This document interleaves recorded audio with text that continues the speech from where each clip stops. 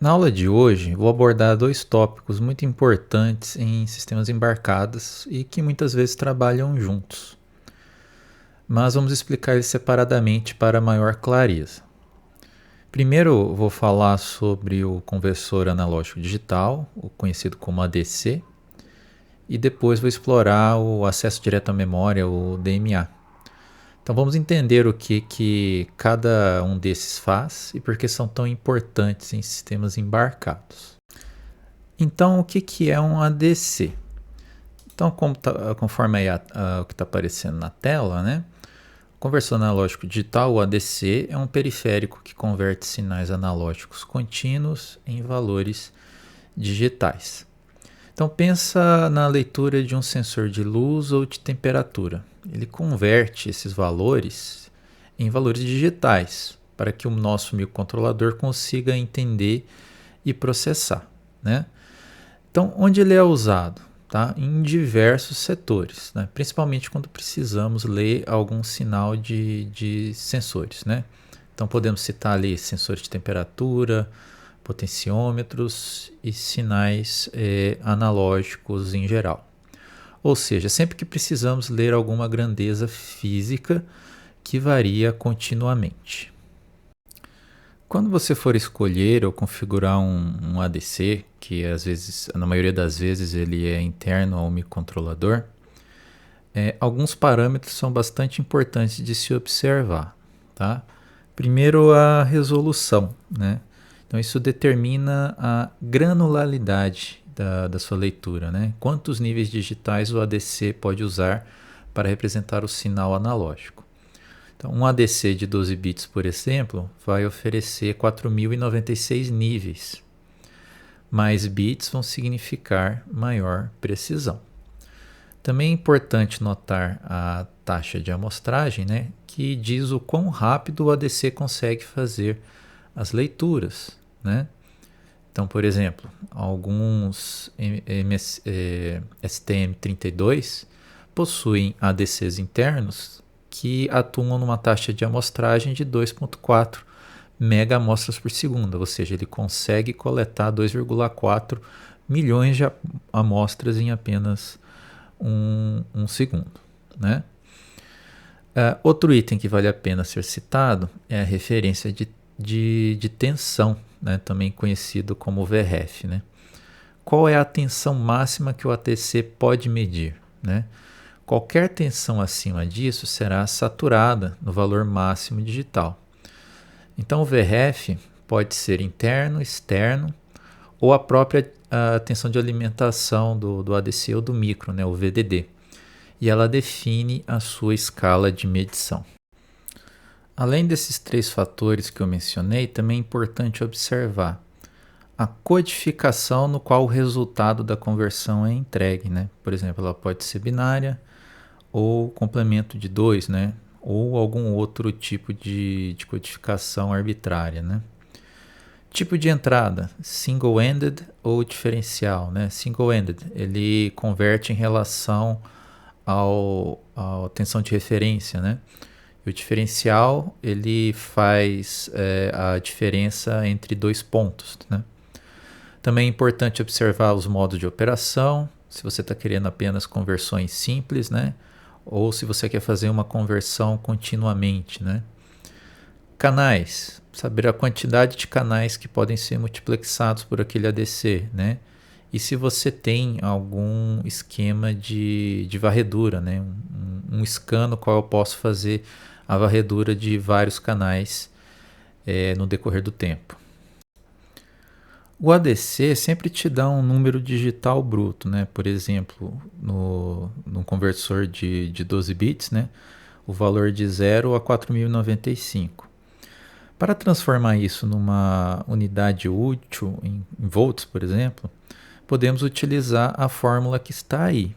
Embora é sempre importante dar uma olhada no datasheet se a fórmula de conversão é alguma outra. Mas para a maioria dos casos, essa fórmula aqui funciona. Tá? Então, a tensão de entrada Vin ela é igual ao valor lido, ADC val, dividido pelo número máximo de níveis, né? 2 elevado a n menos 1. tudo multiplicado pela tensão de referência VRF. Isso escala o valor digital de volta para a faixa de tensão correspondente, né? E daí, obviamente, você precisa transformar esse valor de tensão no valor da grandeza que você está lendo também. Então, aqui estão algumas características gerais dos ADCs do STM32. Então, por padrão, eles possuem resolução de 12 bits, mas essa resolução pode ser configurável. Você pode configurar para valores menores, como 6, 8 ou 10, né? Então, 12 bits é o padrão. A conversão ela pode ser única, né? Single, contínua, um modo scan, no qual você varre diversos canais multiplexados, com ou sem uso de DMA.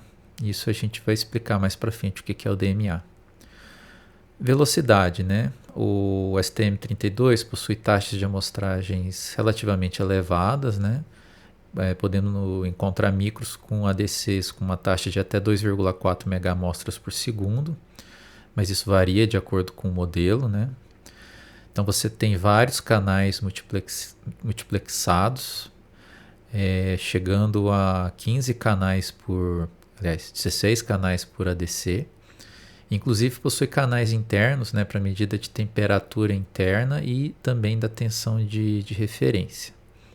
Triggering é referente a disparo. O ADC ele pode ser disparado por software ou por eventos de hardware, como por exemplo o timer. Então podemos configurar um timer para cadenciar a amostragem também. Também temos os modos de operação single channel, single conversion, ou se não single channel, continuous conversion, ou se não scan mode, continuous conversion, né, com múltiplos canais daí, né? E o mais legal é que esses micros, né, o ADC suporta DMA. Então, o que isso quer dizer, né? A gente vai ver mais para frente. Isso permite transferir automaticamente os dados convertidos pelo ADC direto para a memória RAM sem utilizar a CPU, né? A gente utiliza o DMA para fazer isso. Então, no manual de referência, vocês podem encontrar o diagrama de blocos do bloco do ADC, do micro que vocês estão trabalhando, né? Então, no caso aqui do F401, né? Nós podemos ver aqui, ó, 16 entradas analógicas multiplexadas, né? Tá aqui o multiplexador analógico, né? E também temos 3 entradas adicionais nesse multiplexador, para sensor de temperatura, para a tensão de referência e até para a tensão de bateria. Aqui embaixo, ó, nós temos alguns canais, né, de disparo do ADC, né? Todos são disparados pelos timers, né? Então você pode utilizar os timers para fazer uma conversão injected ou uma conversão regular, né? A conversão injected é um tipo de conversão que possui maior prioridade em relação às regulares.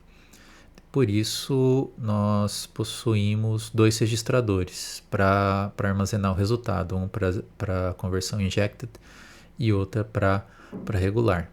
E esse ADC ele possui também um watchdog analógico com tensões de limiar superior e inferior, de tal forma que esse periférico ele consegue gerar interrupções quando a tensão convertida ultrapassar esses valores, né? Indicando ali que o micro ele precisa tomar alguma ação. Então vale a pena, sempre que possível, né, dar uma olhadinha aí nesses diagramas de blocos presentes no manual. Agora vamos falar um pouco sobre DMA, né? Por que eu estou falando esses dois assuntos na mesma aula? Porque no próximo vídeo eu já pretendo mostrar um exemplo do funcionamento do ADC junto com o DMA, né? Então vou fazer o ADC num formato de pooling, o ADC em forma de interrupção e o ADC com DMA, né? Então eu já estou apresentando aqui o que é o DMA, tá? Então o que é o DMA? Né? É o acesso direto à memória, tá? Então é um periférico controlador que permite a transferência de dados diretamente entre a memória e os periféricos, sem intervenção da CPU. Isso é muito interessante porque muitas vezes nós precisamos ficar utilizando instruções para mover dados de um periférico para a memória e isso ocupa tempo da CPU. Se já existe um periférico que faz isso automaticamente para nós, poupamos a CPU para fazer cálculos mais importantes, né? Então, como funciona? Precisamos configurar o DMA, né? Então, a origem, né? Se é de um periférico ou é da memória, né? O destino também, se é do periférico ou para a memória, e o tamanho da transferência, entre outras configurações. Depois que nós iniciamos o DMA, então, ele opera em paralelo com a CPU, sempre disparado por alguns sinais, né? Então, por exemplo, terminou uma conversão do ADC, se o DMA estiver corretamente configurado, ele vai pegar esse dado e enviar para alguma região de memória que você indicar. Então, ao fim da transferência, né, ele pode gerar uma interrupção, onde daí então podemos tomar alguma ação com aqueles dados que foram coletados. Então, exemplos práticos, né, de onde isso pode ser utilizado, né? Você pode pegar o valor do ADC e enviar diretamente para a RAM, né? Daí a gente consegue salvar as amostras sem utilizar o RAW ADC Get Value, né? Isso é feito automaticamente pelo próprio DMA. Em alguns microcontroladores que possuem o conversor digital para analógico, né? Também a gente pode gerar formas de onda passando valores da RAM para esse DAC também de forma automática e contínua, né? Uma outra aplicação muito interessante é passar informações da USART para a RAM, tanto no modo de transmissão quanto no modo de recepção, né? Então, geralmente gasta-se muito tempo processando essa transferência de dados, né? Se utilizarmos o DMA, isso tudo já é feito automaticamente para a gente, né?